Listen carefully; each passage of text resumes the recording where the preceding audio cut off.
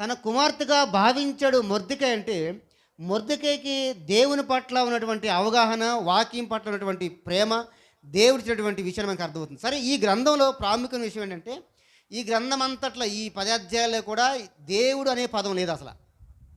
God అనే పదం అసలు లేదు.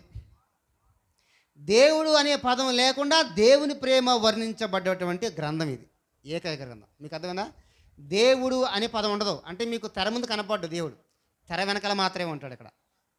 ఈ గ్రంథం అంతా, ఈ గ్రంథం అంతా కూడా దేవుడు తెర వెనకాల, అంటే దేవుడి పేరు ప్రత్యక్షంగా కనపడదు. అన్ని గ్రంథాలు కనపడదు, కానీ ఈ గ్రంథాలు దేవుడు అనే మాట కనపడదు. కానీ దేవుడు ఎంతగా పనిచేసాడో ఆ విషయం అర్థమవుద్ది. దానికి కారణం ఏంటంటే, దేవుడు హెస్తేరును, హదస్సాని తన ప్రజల కొరకు నిలబెట్టాలనుకున్నాడు.